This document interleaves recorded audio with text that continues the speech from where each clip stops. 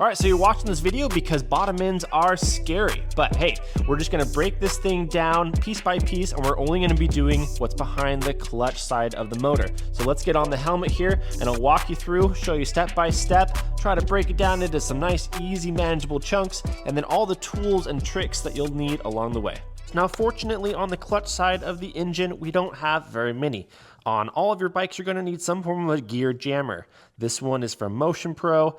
This is an aluminum bottle opener. That works just fine too. So just find some piece of aluminum that is sacrificial. And now for you Honda guys, yours will sometimes have these spanner nuts. Rocky Mountain will tell you exactly what kind of tools you'll need depending on what bike you have. And lastly, we're just gonna touch real quick on some organization. I like these trays here. This one is from kisstools.com. I like to just take off my bolts and then line them out here in a counterclockwise motion here, and then plenty of counter space. You're gonna want a lot of counter space around you. Without further ado, let's take off our clutch cover. Like I said before, I like to use these trays, so I'm just gonna go ahead and mark where I want my starting point to be, and then we're just gonna zip them in here, starting with my mark there. In a counterclockwise motion, pull all these off. We've got a nice dead blow here from Tusk, available on Rocky Mountain. We're just gonna tap on these little tabs that are already built into the case here, and just pop that thing free. All we're doing is just breaking loose that gasket material. Behind the cover, this is where all the intimidating stuff is, right? All these gears and how they're meshed together. We're just gonna break this down really simply. We're gonna start with our clutch. Let's get our clutch off, and then we can worry about other stuff. We're just gonna work from left to right when taking this off. Remove this throwout bearing, and then I have this nice skinny magnet here from Motion Pro again. It's able to reach down in there and grab out our clutch rod. Just gonna pull that out of there. We gotta bend over our locking washer here, but leave these pressure plates in. That helps to keep things kind of in place, so that way you can get this nut off without having to use anything else to hold the clutch. When dealing with bottom ends, you will need a larger size socket set. I would say anything up to a 32 millimeter should have you covered. All right, that nut came free. All right, now we're just gonna pull our basket free, and then our whole basket will come free. A lot of times there will be a collar or something like that on the inside of your clutch basket. This one doesn't have one, but make sure you get the collar off that. Like I said before, we're gonna move from the left to right. A couple of screws there. It takes off this whole starter system. Try to keep everything together. Depending on what bike you have, this could be one single gear, a couple different gears, but just most importantly, just keep the bolts right where you leave it on the table. All right, and moving down, we have our shifting system, all of our shifting components here. So go ahead and push from behind this whole mechanism here. That's already loose. So go ahead and pull that out. Make sure you have the washer that is sitting behind there. There is always a collar that sits here. That goes right there on your shifter. Make sure those two are together. Now, normally you'd just be able to remove these two 10 millimeter bolts. I just can't get to this one because of this. I'm gonna have to remove this oil pump first. And we just pull that off. Most of the times when you have a bottom end failure like this, you will definitely want to replace the oil pump. All the oil that has all that metal and fragments in there will chew those gears up, and then you just won't have the oil pressure you're supposed to once you get your rebuild done. All right, so back to our shifting mechanism.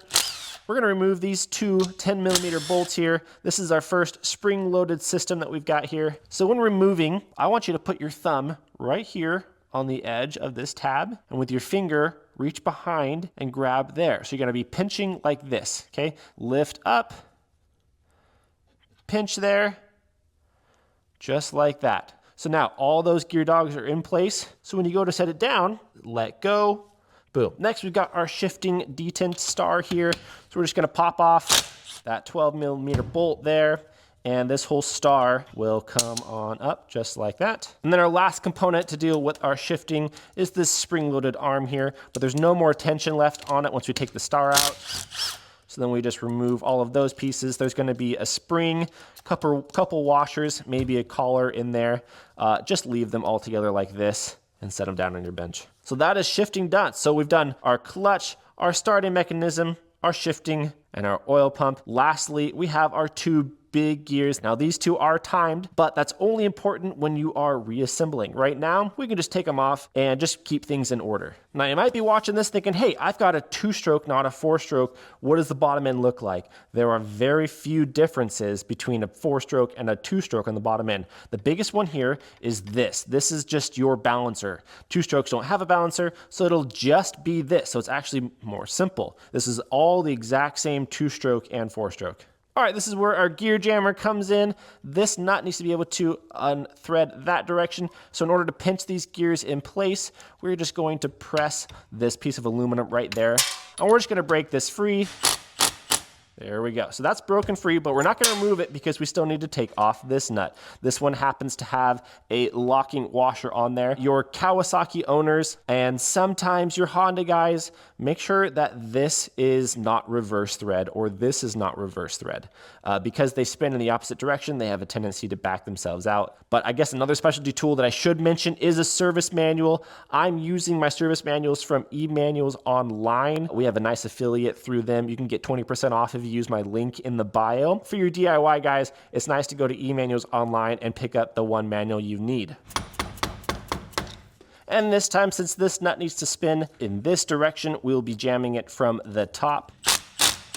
And we can go ahead and remove that all the way now. I might be asking, Ryan, what if we don't have a Yamaha? What do we do about these bottom ends? I tell you what, all these dirt bikes, they're all laid out the exact same way. You don't have to worry from one brand to another. Take everything off in that order and you're gonna be just fine. So we're just gonna remove all this set of gears. They are separate, but just pull them off all at one time so you know how they go back together. And with that, you've done it. You have taken apart the entire clutch side of the bottom end. If you like this content, please consider subscribing. We are so close to 100,000. If we get enough subscribers, we'll do one of these videos every month. Let me know what other intimidating job you want me to cover. But until then, ride safe and live moto.